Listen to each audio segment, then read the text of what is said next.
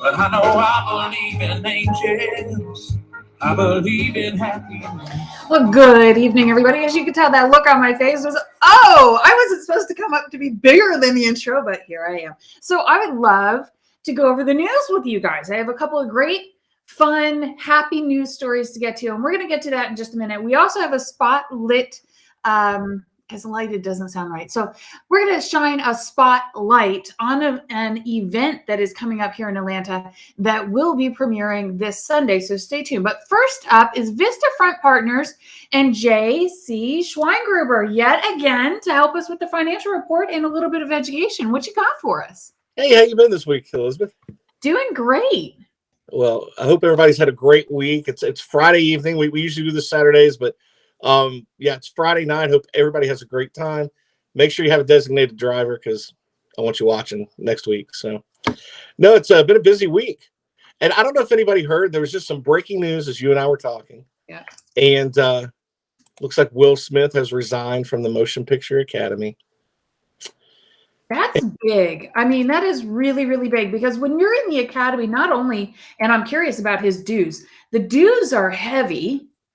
And most people, that's where your health insurance is coming from, is you get really good benefits through the union. Yeah, but, fortunately for him, he's rich. So he is going to be able to afford any kind of health policy he wants. Nice. Also breaking news, after resigning from the academy, Will Smith has announced that he will be starring in a movie with Chris Rock. What? Called Slap Happy. I just thought I couldn't help myself. When nothing else is really great in the news this week, we have the Academy Awards, and we have the Oscars we can talk about. So we have the Grammys coming up this weekend. You and I got into a conversation earlier this week where I'm like, gosh, the Oscars have always been so elevated. They've really had such a focus on trying to make it classy, and trying to keep it somewhat family friendly. I mean, I think everything has gone a little bit in the garbage can as far as family friendly over the past 5 years or so. But we have what just happened this past weekend at the Oscars. Now, this weekend is the Grammys. The Grammys is usually not very family friendly. I think the last one that I ever saw where I'm like, okay, I could sit down and watch this with my kids would have been in the 90s. And even then they were pushing the envelope. So what in the world do you think we're going to be able to expect in the Grammys when it's already kind of like really, they're standing on the line. They put 2 feet over the line at the Grammys, Yeah, I don't know. I mean, who's Kanye going to insult this year? Maybe he and Taylor Swift will actually get in a fight. Swift will slap him. But listen, if somebody gets in a fight at the Grammys, I hope to God they bust out that old 70s song, Kung Fu Fighting. Remember that? Yeah. Like, at least to give us the pleasure of like playing that over the loudspeakers if any kind of fisticuffs break out. I don't know. I don't really watch things like the Oscars, but when it comes to like the music awards, I'll watch those. Yeah, they're not real family friendly, but we'll see. I usually enjoy some of the live performances though. That's kind of what I've been in it for. I do too. I think, the Grammys have always kind of been a little bit of a mishmash because you have hardcore adult music that, can potentially win a Grammy. And then you have like kiddie film soundtracks that can also win a Grammy. And it's like, it's such a conundrum because you have some younger people, kids, really, let's just call them kids, that would love to be able to see some of the, the bubblegum pop type bands and what is it that's big right now, K-pop and all that kind of stuff. But the parents don't really want to watch and, let's say if Rihanna was doing a racy performance or something, like mom and dad don't really want them watching that. Yeah, and some of the songs that I've heard on the radio the past few years, no, I wouldn't even want to listen to it. I would be embarrassed if I was sitting in front of a kid. Like my nieces and nephews are grown, but I'm like, I don't even know if I'd watch it in front of them, Right. Yeah. But I do like some of the live music, and I remember growing up watching the MTV Music Awards. Those are a lot of fun, but I never liked watching those in front of my parents, because I was a teenager. I knew it all. No, and you know what? We had Madonna, And Madonna just went crazy. I mean, that was some pretty racy stuff when a time where it was just sort of emerging to be really sexual on stage. And then boom, you got Madonna. And then next thing you know, they kicked Andrew Dice Clay. They banned him from MTV. I was watching when that happened. So I guess maybe Will Smith wasn't so rowdy after all. Mhm. Yeah, we grew up with Andrew Dice Clay and Public Enemy. So, that's out there. Hey, I want to get to a couple things this week that happened today. Sure. Not the jobs report came out, Mm-hmm. and this was a great number actually. Non-farm payrolls, they grew by 431,000 in March. So that's a bunch. February got revised up to like 750,000. Mm. And the unemployment rate is now, there's only 3 times in history it's been lower, and it's at 3.6%. Wow. Now, it's kind of crazy because we've been talking about inflation. We've been talking about Russia, Ukraine, the transportation pipeline and shipping and all that being just so messed up. And now we're dealing with higher prices at the pump there and the grocery that are really starting to bite into everybody's paychecks. Sure. So we're going into this coming week with the Federal Reserve is going to release their minutes from their last meeting. Mm-hmm. This is when all the nerds and the analysts and everybody jump in and they try to read between the lines and see what the Fed maybe really meant or what they're trying to project going forward. Well, we just had the first quarter of 2002 just ended on the 31st, on Thursday. And the market was down for the quarter. And that was the first time it's been that way since 2018. First time we've had a down quarter since then. Mm-hmm. And so that's made it really kind of tough on investors because of all the volatility. But come Wednesday, when they release their minutes and everybody gets to analyze this, they're going to speculate and speculate and speculate, Elizabeth. And that is not going to help volatility one bit. So I guess it's kind of weird to say this because a lot of people don't understand, like, why is good news bad news? Well, you have a great jobs report, a great unemployment rate. So what does that mean? The economy, is it heating up? Are we slowing down? Is this recession coming or not coming? Mm-hmm. Well, the Federal Reserve, with inflation so high, at the next meeting, they're likely to raise 0.5%. Again, pretty big raise. I would. Who knows what the odds are? I would say the odds are very in favor that they're going to do that. And if inflation continues to stay incredibly high, which there's no signs of it not being that way, at the meeting after that, there's talk that they're likely to raise another 0.5%. Wow. That's too big. So that's going to put volatility in the markets. So another couple of numbers that came out this week. One was the what's called the producer price index. Mm-hmm. And that's the cost that all the companies producers have to put into making their products. It was at 10% year over year. Mm-hmm. Now, regular inflation for the rest of us out there, we've seen it about 8% year over year. So now the producers are paying higher. So that means more inflation. Mm-hmm. They're going to have to raise rates. So we're looking at an even higher inflation for the rest of us, CPI, and the next indicator that comes out. Well, that's certainly tough. That's why the Fed has to take a very hawkish stance and raise so high. And that just adds to uncertainty and volatility. So when I say good news is bad news, well, that makes everybody's borrowing more expensive. The market's more volatile.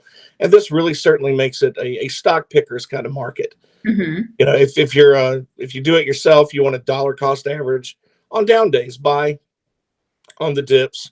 If you're not, out there doing tons of research and picking individual stocks to hold. So that's kind of where we're at right now, which is really kind of frustrating.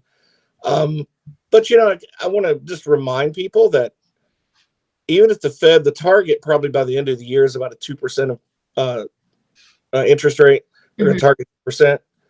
Historically, that is still incredibly low. Historically, that is still very low borrowing rates. Mhm. We've just been at 0% for 15 years. It's like, 10, 12 years. It's like, what do you do? So yeah, that it feels big now, but in the grand scheme of things, it's really not that huge. And eventually inflation will kind of get under control. It'll take longer than they thought. And, getting the supply chain issues worked out will help when Russia and Ukraine kind of subside. And that's often, that'll help when that's over. But, at the same time, the other thing I talked about, remember I was talking about that 2-year and 10-year yield? Mhm. Well, guess what? That inverted this week. Yes, it did. I did see that. Now, if it inverts temporarily, like during the day, and then or for a couple 3 days, you can't really read too much into that. If it stays inverted for a couple of weeks, a prolonged period of time, that is a signal of recession. Mhm. Now, people often ask, how quick does that happen? When's a recession? Is it imminent? Is it starting next month? Usually, by the time the numbers come through, a recession really projects one about anywhere from 9 to 12, 14 months out. Mhm. So, this time next year, we may actually see recession numbers and our GDP be reflected in our GDP. So just folks to keep that in mind. And again, investing is a long game, not a short game. You don't make money buying high and selling low. You make money buying low and selling high. And in times of volatility, just buy on the dips. This is when you have discipline, and this is when it makes all the difference. So now you had mentioned, we were talking in the green room for a second before we went on live this evening, and you mentioned that you have a question, and I kind of feel like this would be a great time to bring into that question, because we're talking about volatility in the market. We're talking about, still more of that R word is coming at us, recession. We saw the 2-year, 10-year invert this week. And I think that was about midweek, wasn't it? And then Wednesday. yeah.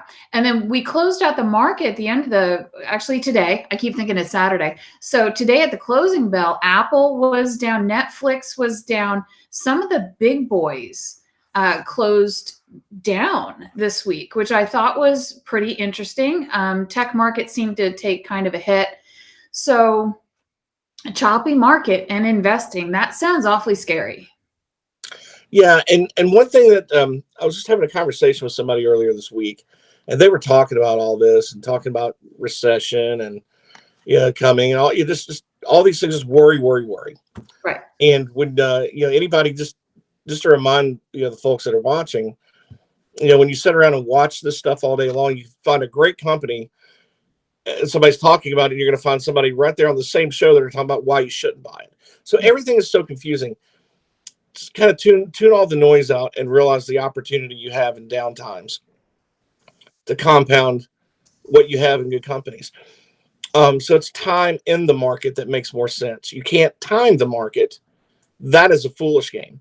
So the gentleman had brought up what he was saying was, with all this volatility and all that's going on and a lot of political uncertainty and world unrest and inflation, his point was like, investing is like gambling. And I'm like, whoa, let's, first of all, it's not. So I kind of wanted to have this talk with him about what is investing, and then kind of back him up to the point, like, how do you know what you want to invest in?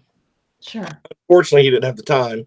He had to run. It was just somebody that I know. I'm sure I'm going to talk to him a million times, but just was kind of rambling about that.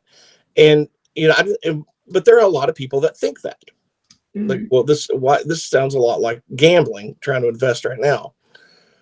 But one thing that I want to point out, that what it is not, I mean, investing is not gambling.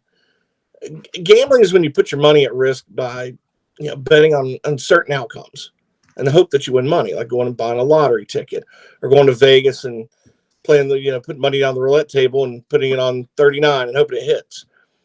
But part of the confusion, I think, is between investing and gambling. It comes from the way people use investment products. For example, somebody could argue that buying a stock based on a hot tip that you heard at the water cooler at work or your brother-in-law told you is essentially the same thing as going to the casino. Mm. Well, real investing doesn't happen without some work on your part. So a real investor is not going to take a hot tip and just go put money down. Yeah, if that's the case, go to Vegas, because you're buying something you don't know what it is, don't know what the company makes, haven't even looked at a 5-year chart. Oh, you're gambling. Whether you're buying some great company or not, you're gambling. You're just hoping to get lucky. But you have to, a real investor doesn't just throw their money down on something random. She'll perform a lot of analysis. Like, she'll look at is she going to put money in something that's with a reasonable expectation of profit. And that's investing. Yeah, there's still risk. There's no guarantees, but it's not just like hoping on lady luck. So people need to make sure they invest and make sure that they're comfortable with the investment. And the one thing I wanted to kind of point out to my friend that brought this up was that you have to know yourself to be able to invest. There's like 3 main categories. I can give you like a formula if you want. Okay. I'm just shooting from the hip on this. I'm trying a formula on how to determine what you should invest in. Like, are you kind of a history buff as well, Elizabeth? I enjoy history, but I have a terrible memory for names and exact dates. Me too. But I love history. And one of the things, there was this this big temple of Apollo, at Oracle of Delphi. If you've read any Greek history, and which we all had to be crammed with that stuff in school and right. Our first couple of years of college, you remember that on that Oracle at Delphi, it says, "Know thyself." Now, holy cow, if you're going to put money into any investment, no matter what your strategy, know thyself. And when I first got into the business, well, not first, but I moved on to a company called Fidelity, I'd mentioned before. And one of the best money managers of all time is a guy by the name of Peter Lynch. Mm-hmm. And he managed the Magellan Fund. And he put out a book about know what you own and why you own it. So over the years, as I've thought about that, I kind of have this like little formula that if somebody whether they're doing business with me or just doing this on their own, know thyself, just like the Delphi, that's like the Oracle. So here's the formula: investment objective plus personality equals your risk tolerance. Okay, so say that one more time. Investment objective plus personality equals your risk tolerance. And somebody's like, well, what the heck does that mean? So, those that are watching, I just challenge you to maybe take some time this weekend, kind of do some homework along this formula, because, everybody, has a lot of people have different objectives when it comes to investing. You might have one particular objective to take some risk and grow your money, Elizabeth. Your 75-year-old neighbor may be a widow, and she's on a Social Security income, drawing from her retirement, her pension, and she's in a different stage of life where she really can't. She wants to preserve the value of her investment. A 30-year-old young lady that's cramming money in a 401k and trying to climb her way up the corporate ladder has a different investment objective. Sure. So consider what your investment objective is and your time frames. So that's part of what that investment objective portion of that formula. You got to look for the right place to put your money. Do you need safety or do you need income? Do you need to grow your money, which is often called capital appreciation, as you hear that term thrown around? And all these things are going to influence the way you invest. It also depends on your age, your stage and position in life. Are you secure in your job and your employment, or are you not? Mm-hmm. Are you behind on saving in your 401k? Are you caught up or ahead of where you want to be? Personal circumstances. I did a video last week on my Facebook page here for Vista Front where I talked about life events that can maybe make you change your strategy. Those are all those things that come into investment objective. So you can kind of maybe even in part of that, if you want to be really risky and aggressive, you can have some speculation. Mm-hmm. Because the younger you are, you can afford more mistakes than somebody that's, your 75-year-old neighbor drawing a pension. Mm-hmm. But, so on the other hand, if you're retiring, You got to safeguard it, the money you've accumulated, because you're going to be accessing it for all kinds of reasons. Healthcare, maybe your mortgage is paid, but so think about the investment objectives. Are you buying a first home? Are you saving for your new child for college, setting up college savings? Is it for your long-term retirement? How about a vacation? We're all working. That's a point that we don't think about too often. No, we don't. We certainly don't. We all need a break. We only live once. Right. So we enjoy the life we have, because whatever we save, we're not taking it with us. Mm-hmm. So we have to think about those things. That we only have so much time in the day also. And inflation sucks. But, if you want to be able to afford more, you have to maybe work a second job. Mm-hmm. Well, when I mentioned before about letting your money work for you, this is what this is. This is what this is doing. You don't have so many hours a day. You're working for your employer. That's why you put your money away and let it work for you instead of taking a second job. Let that money grow, because a year from now, 2 years from now, what if your gains are taking on vacation? It's an extra night or two at the beach or in the mountains or in Vegas or wherever you're going. So, certainly think about those things. Let it work for you. Do it the smart way. Mm-hmm. You just have to have the discipline to do it. Now, the second part of that's your personality.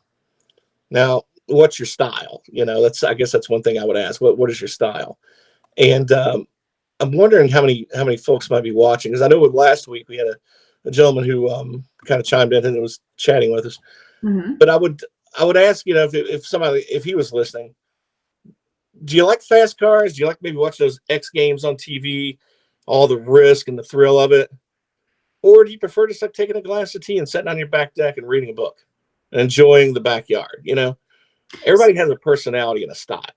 So you're looking at the literal personality, because when you said personality, I'm thinking, oh, okay, this is my financial personality. This is, how do I move liquid assets through my daily budget? How do I personally spend? You're talking about literal personality. Let's get the psychology of who you are. Huh. Because one thing I'll ask somebody that's especially more long-term investing, and I'll say, hey, let's say you had $10,000 and you put that money in, we put it in an investment, and the market just sucks. It goes south, some black swan event happens or whatever. The market starts going south and you've lost, 20%. You're down to 8,000. Are you the kind of person that's like, oh, no, I'm getting out and pull my money out and keep what I got left? Or are you the kind of person that says, okay, I understand the volatility. Things are cheaper. I liked what I bought in the first place. Let's put some more money in. Because that's that power of compounding. Mm-hmm. Because when you accumulate more shares at a lower price, when things take off, it takes off like a rocket. You get more of that compounding effect. Some people are just nervous, like, oh, I can't take that. Ugh, and they want out. Well, if that's your personality, then that's certainly going to impact the outcome of the equation, which is your risk tolerance. And I suppose that's going to affect someone like yourself, the moves that you guys will choose to make. Yeah. Very interesting. So your psychology on that matter is going to really determine a lot of what I put you in. Right. Now, if you're not worried too much about risk and you're comfortable with it, the ups and downs, you kind of know that works, and that's fine, then I may put you in something a little bit more aggressive. But if not, I may find something that's a little bit more, when the market takes off, it's not going to go up like a rocket. But when it drops, it's not going to fall off the cliff either. I may have some sort of a strategy where I have a combination of different investments that'll temper the mood, so to speak, keep it on a steady even keel. Now, when I mentioned Peter Lynch, one of the things, and I can't remember the exact quote this guy said, but I don't know if it was in the book or something he said in a speech that stuck out because they played it over and over when I worked there. It said the most important organ in your body you need to have for investing is not your brain, it's your stomach. Because you stomach these ups and downs. And he gave a really famous speech back in the 90s. I think it's like the Economic Club in New York or something. And he said, if I bought something at $12 and it's down to $2, and he said, sometimes you got to look at a stock and realize if it drops that much, there's probably a reason. But if you're looking at it and you're thinking, how can I have been so wrong? But you look at everything fundamentally and you still like the company, then why are you not buying it at 2? You know what I mean? If you Right. loved it then, you should really love it now. And he was talking about that kind of discipline to stay with something long term, knowing it completely and going through that. So yeah, so my homework for those watching would be take those two parts of the equation, put it all together, and that's your risk tolerance. And think about that. So take notes. What are you saving for? What's your objective? What are you afraid of? Jot those things down to that psychology part. What are you afraid of in the market? If you're sitting there at night and you are worried about your investments going up and down, you're in the wrong strategy. If you're laying there worried about that at night, just like I used to have this job when I was younger, and I could have had a hard time sleeping because I just dreaded getting up the next day going to it. Mm-hmm. Well, it's time to change jobs when you're like that. Same thing with investment strategy. If you can't sleep because of it, it's time to change strategies. A lot of times it's hard to determine that risk tolerance. And that's why it's sometimes a lot easier to call somebody like me and let us do the homework for you. Because like I said, as somebody that's jumping in there, he or she has to spend a lot of time knowing a company in and out, what it does. And it takes a lot of time. Now, if you're a nerd that likes to do that, then knock yourself out. There's so much to read and love, and I love it. I do this on Saturday mornings. So I don't have cartoons to watch anymore. So I go. Well, I have a question to ask you. So, we're looking at the investing formula. Investment objective plus personality equals risk tolerance. And you're talking about the personality. So I have a question for you. Are there particular personalities or quirks, mistakes that clients do with their personal investor, with their advisor? And what are those things that really they should never do, because it's just going to muddy the waters? The relationship's not going to last.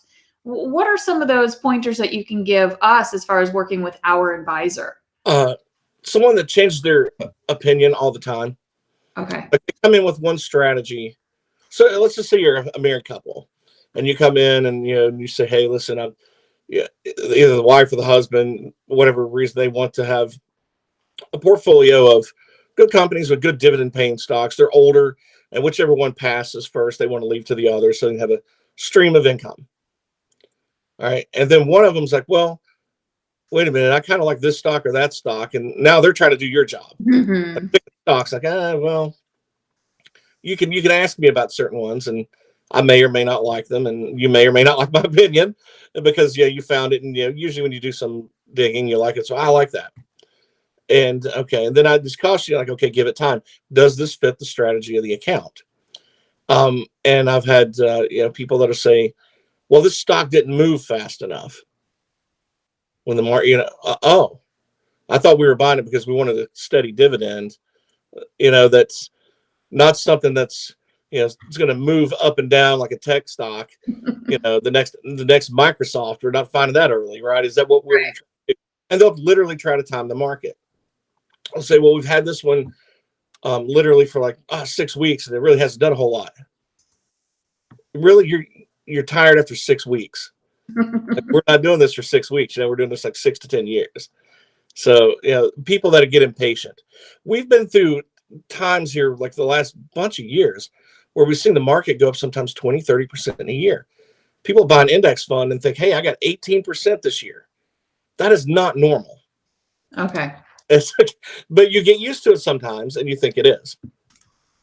And that's when people make mistakes. They'll come in. It's like, "Well, the market was up 20% last year. I'm putting money in, thinking it's going to do it again." And then when you lose 15, you get burned. Like, "Oh no, I'm never doing that again." And they literally wait a decade before getting confident enough to put money back in the market. And they don't realize it's time in the market, not timing the market.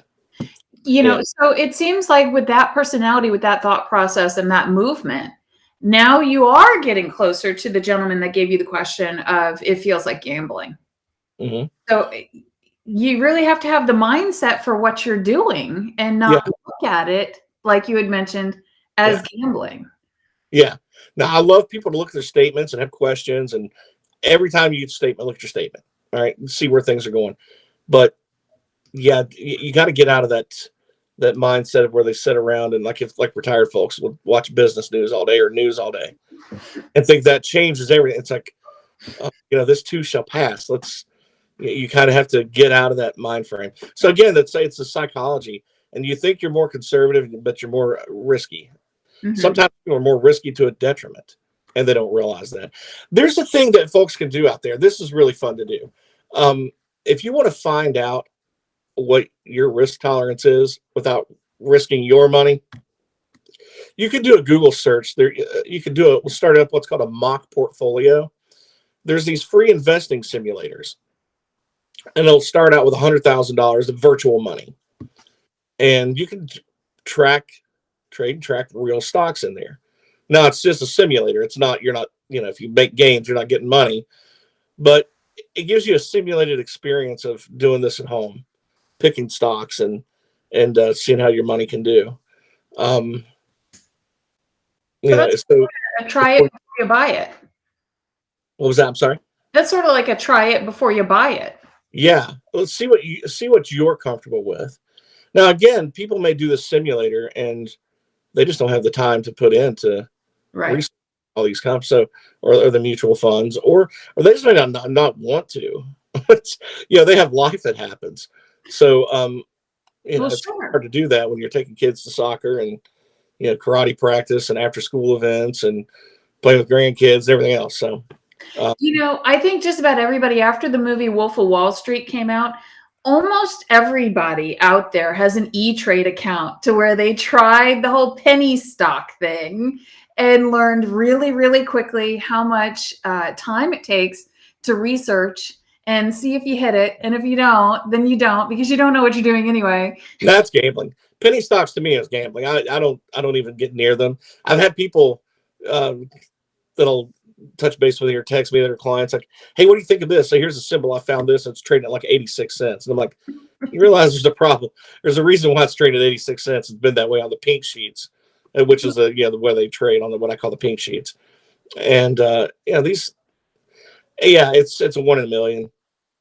And they're so hard to get information on because you can't really bank on the full transparency of things on some of those. So I don't bother with them. That to me, I might as well go play a lottery ticket. I mean, it's $1, versus 86 cents for the stock. For $2, I can buy a lottery ticket and actually have a dream that night. So, and actually have have a fight. Yeah, I think I have a fighting chance. At least more fun.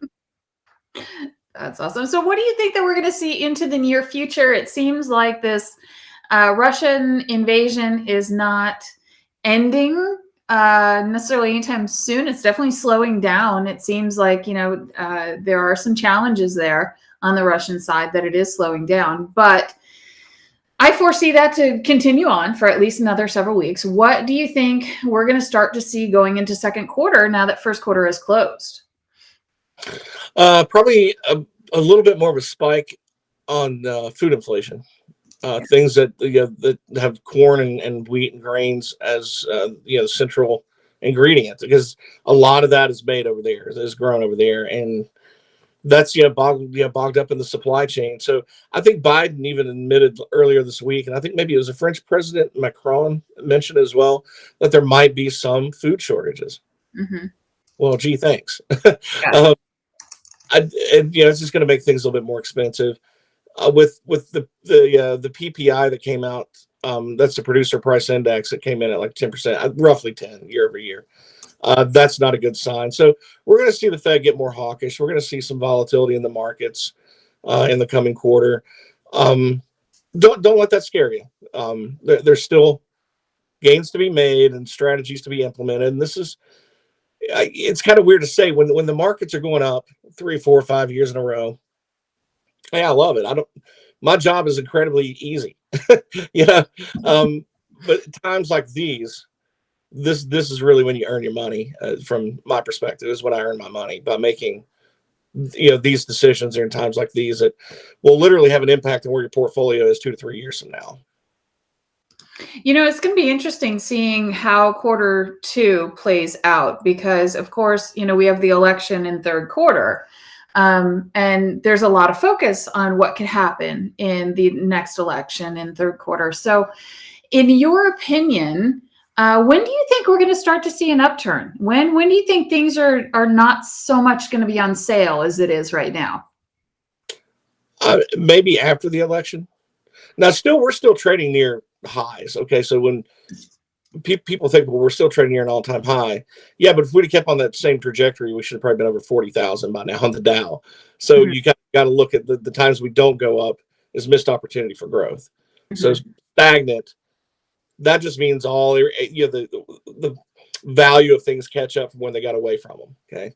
So for example, I might look at a company, and again, this is no recommendation to go buy this particular company without your homework. So don't take that as advice, but some people may look at Apple right now and think, well, Apple's still trading pretty high, but in terms of valuation, to some analysts, it's starting to look very cheap. So you got to just kind of assume, look at things through that kind of a lens. But after the election, when things settle down, we might have some.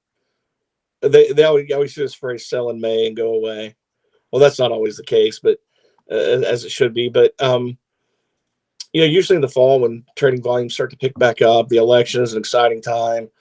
Not to get too political, but it looks like the Republicans are probably going to take back the House and Senate fairly easily. Well, I mean, it's I don't know. There's an eternity in politics between now and November, but all things staying steady. Right. That's the way they have been.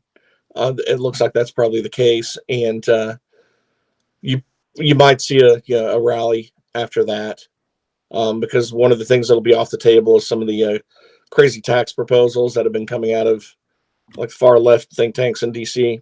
Mm-hmm. One of which really makes me nervous and should make all investors nervous. Part of one of the plans that I guess came out of the White House that they were backing was to tax unrealized gains. What does that even mean? I'm unfamiliar. Well, if you sell a stock, say you buy a stock at $50 and 100 shares, all right, so you spent $5,000, and the value of that stock goes up to $6,000. All right, so you sell your stock, and you have a $1,000 gain from what you put in. That's right. A capital gain. So you pay a capital gains tax on that after you sell. But let's just say at a certain date and time, or whatever date that they name in these, maybe at the end of the year, you've bought a stock for the $5,000. It's up to $6,000 now. You're still holding that stock. You have no intention of selling it, but because the value is $6,000, they're going to make you pay $1,000 capital gain on $1,000. You haven't sold it. You have no intention on selling it. But so let's assume you sell. Here's what's dangerous. You pay your $1,000 unrealized capital gain. You haven't sold it, but just because the value is higher, you pay a capital gain on that value. And the market turns down in January, and next thing you know, your value is $4,000. Or they're not giving you a tax cut based on that. So I mean, it just disincentivizes people to invest, right? Because they have to pay a tax on a gain they don't even have. Realize that gain they didn't take yet. Then who's going to invest? Nobody invests for losses. We invest for gains. Why am I going to pay a gain on something I haven't taken a gain on? Gee, and that has got to be the stupidest idea I've ever heard. That's a dirty idea. That's absolutely going to discourage people from investing. So how do you get over that hurdle? How do you calm people down from that? Well, a lot of senators and congressmen have already said that's dead on arrival. Okay, good.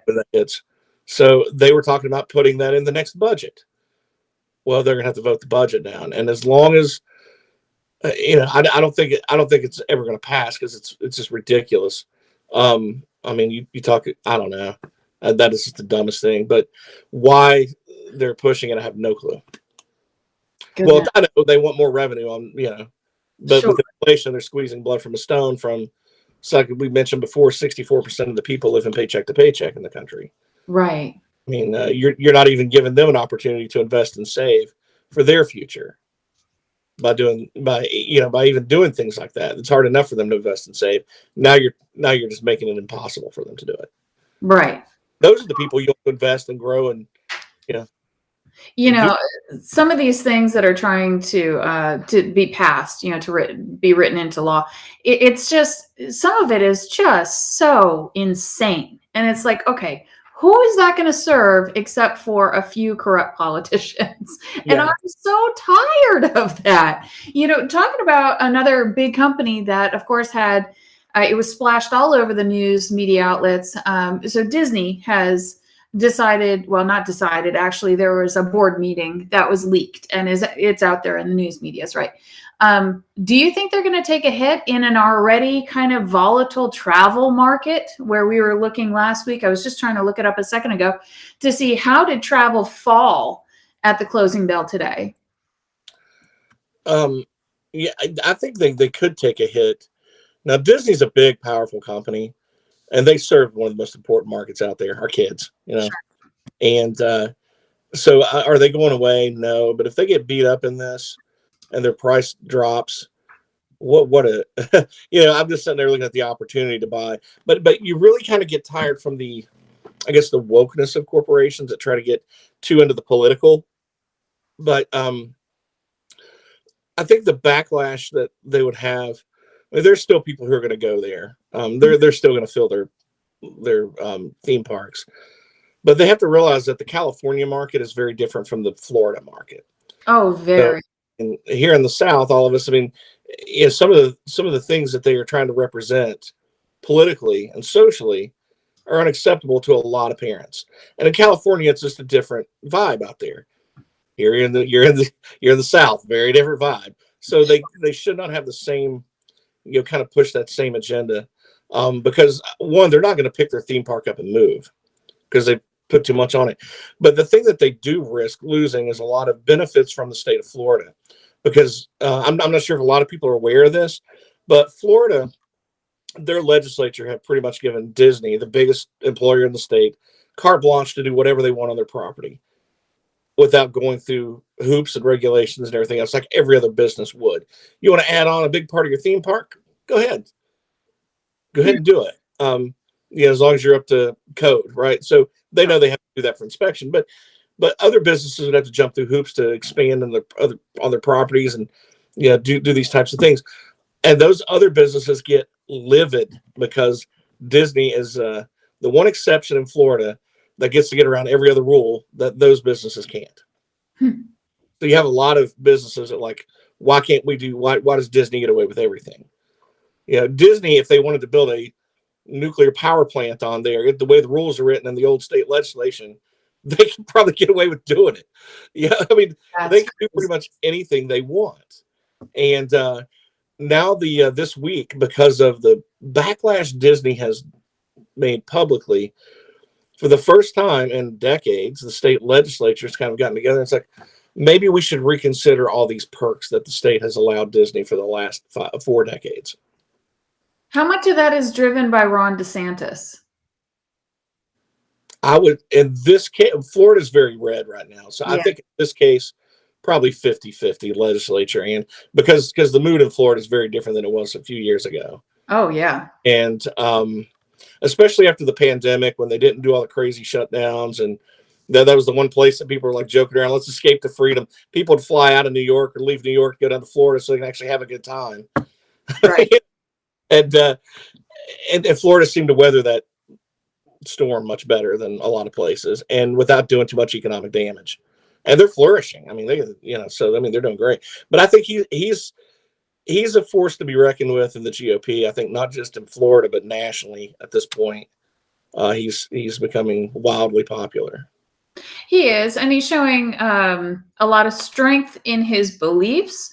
You know, I'm not endorsing him. I'm just saying from everything that I've seen in all the reports out there and all the videos and every speech that he gives, he just comes off with a lot of gusto, a lot of bravado, a lot of strength. And, you know, in a time where our president, what was the approval rating that came out this week? 37% or something crazy like that. Quinnipiac poll came out at super, super low. I mean, that's, you know, you're chuckling. I'm chuckling too. I mean, it's sad, but at this point, it's kind of laughable. But strength is not one of the things that our administration has right now. And Yeah, I'm curious to see what happens. I really am. And like I said, I'm not endorsing anybody. I'm one of those people that sits back. I want to listen to what everybody has to say. Tell me what your points and objectives are, and then I'm going to make my decision. So sometimes, I vote Democratic, sometimes I vote Republican, sometimes I vote independent. It's all over the place. And this is going to be an interesting midterm election because there's so many eyeballs on it, to where in years past, most people just wouldn't even go out and vote. Yeah, you're right. And I think there's going to be huge numbers at the ballot box this fall. I think so too. But that'll make a difference, because if the Republicans take back over again, not to be political, then a lot of these crazy tax increases that people can't afford, dead on arrival. And Wall Street, the markets love that clash in DC when there's nothing getting done. When you have two sides that are just that gridlock is good for Wall Street. That means you can't have things flying at you, changing the rules all the time, regulations all the time, taxes all the time, or somebody coming in with some big agenda that they want to change everything. They actually know what they're dealing with for the next 2 years. And they can move on with business as usual and start looking at things like, hey, earnings actually matter. Let's get back to the important thing when investing. How about good earnings and growing a business? So I kind of look forward to the fall, but I look forward to taking advantage of things too. I hate it for the clients and investors out there that have to deal with this volatility, but like I said, this is where somebody like me actually earns their money for the next 5 years, during times like these. So. Well, thank you so much for everything that you've shared with us this evening. Please let us know, how can we contact you if somebody's like, oh my gosh, I know your email address is scrolling at the bottom, but how can I contact JC right away? Is email the very best? Yeah, drop me an email, jc@vistafrontpartners.com. The phone number is also there on the Vistafront page on Facebook. And so you're welcome to call. I don't keep my phone on all night, but during the hours. But just drop me an email and listen. One of the things I'll tell folks out there, keep in mind, I know people are busy during the week. By the time they get home, get their kids fed, have dinner, they're tired. Okay, and I totally get that. So a lot of people they don't make the call or drop the email because they don't have time at work to do these things. And then by the time they get home in the evening, or they're tired or don't have time, they think, well, you're not going to work late.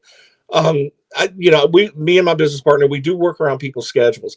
Hey, if you really have an issue you need to talk about, and you say, hey, dude, I've got 45 minutes on Saturday after I cut the grass. Can you talk? Let's set up time. If I'm not out cutting the grass, then we'll talk.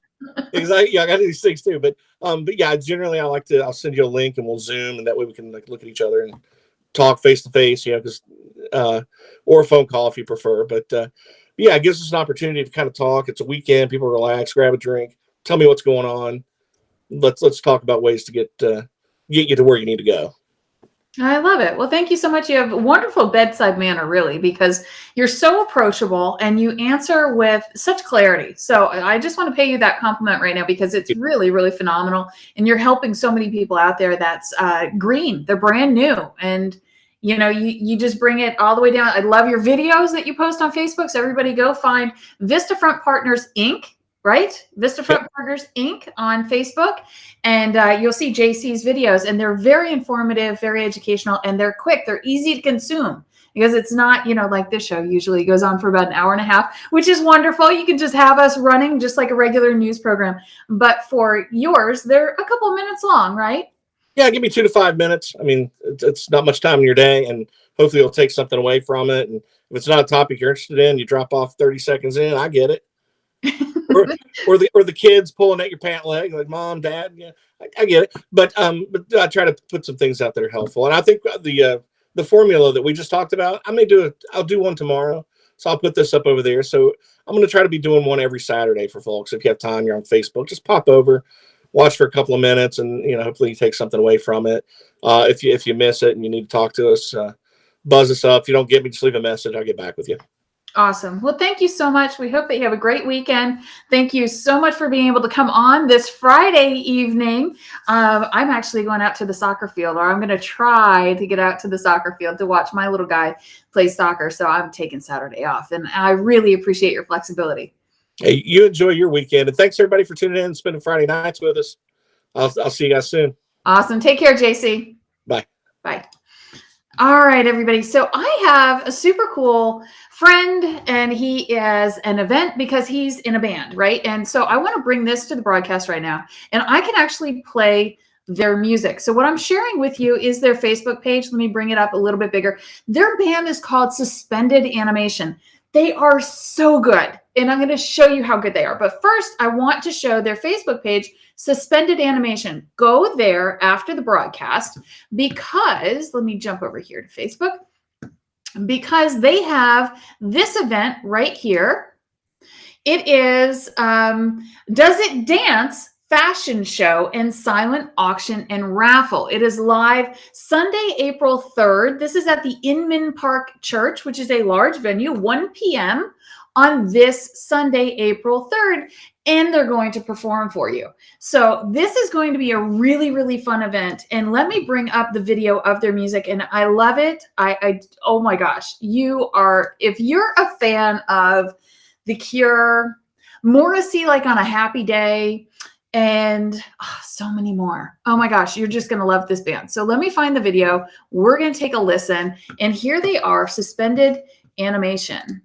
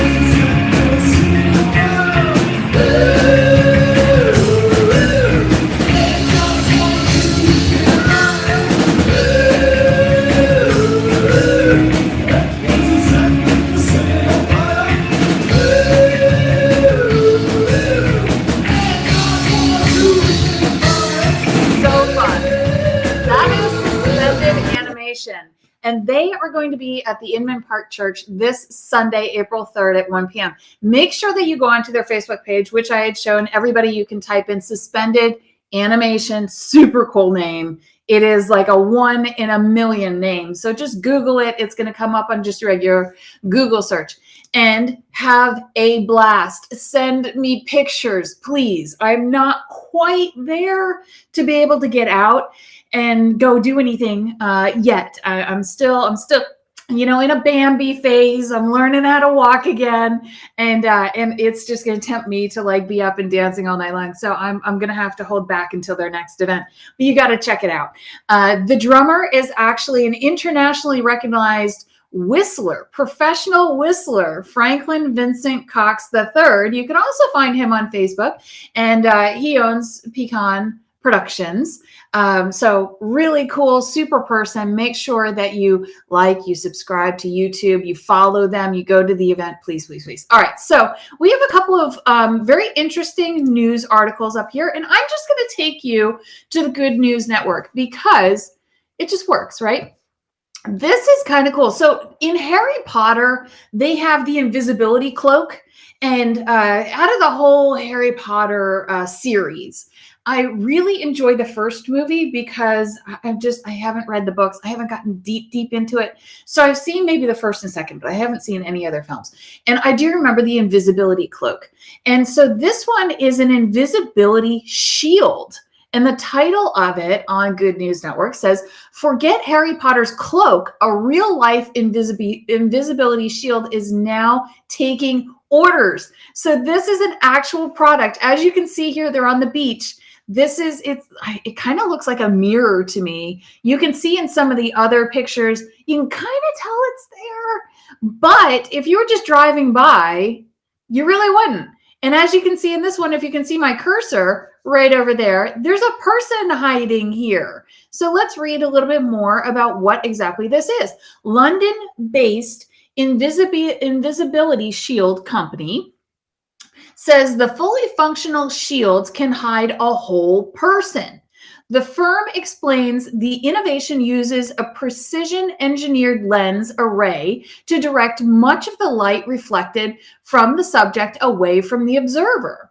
It sends it sideways across the face of the shield to the left and right. From the observer's perspective, background light is effectively smeared horizontally across the front face of the shield over the area where the subject would ordinarily be seen.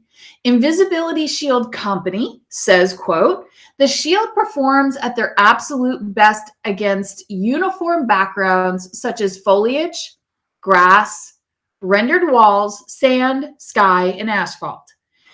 Backgrounds with defined horizontal lines work really well too, and these can be a natural feature such as the horizon or man-made features like walls, rails, painted lines, such as this man is standing here where you do not see the lower half of his torso."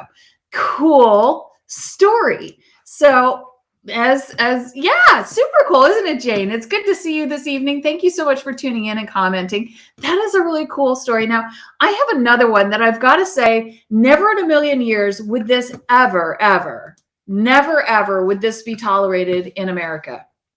So kudos to you yet again. This is another London-based story. So this roadway here that you see in the background, road in London closes for nearly a month to protect, what you say, migrating toads as they hop to the other side. This would never happen. A peach tree, anything here in Atlanta, it would be smeared toads. That's what it would be. So kudos to you for protecting toad lives.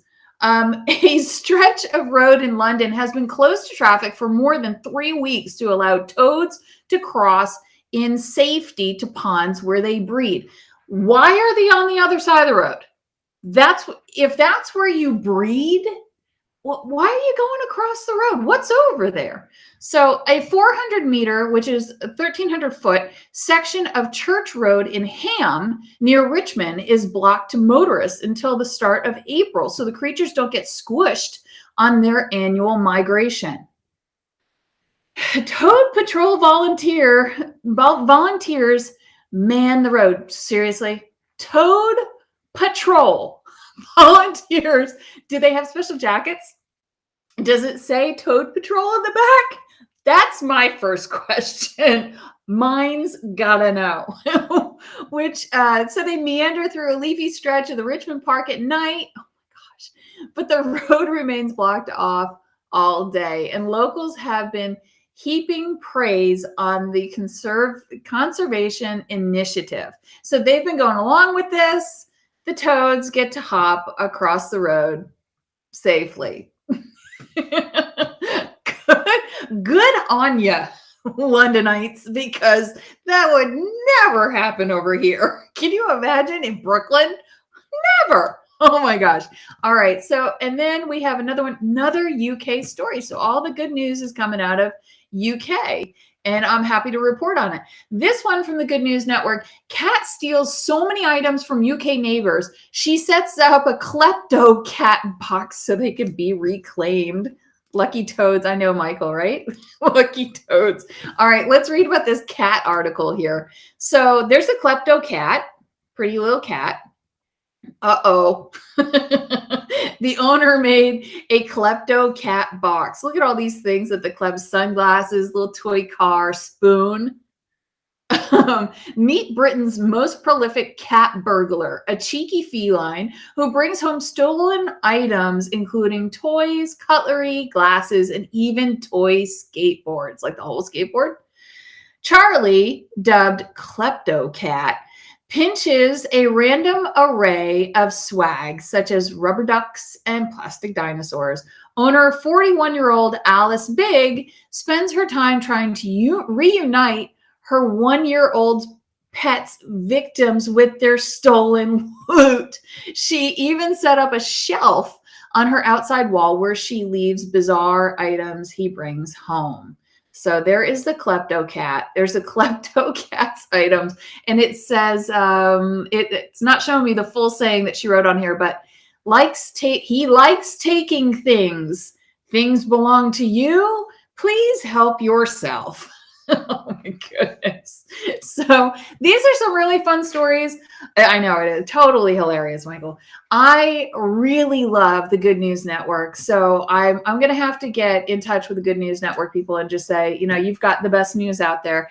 It's all about feeding our souls and bringing a smile to your face for me. And I want to say thank you so much for watching the news this evening and have a wonderful weekend. However, stay tuned. We have another great show up next for you. So as always, we are blessed. You are blessed. And I love you, and I'll see you soon.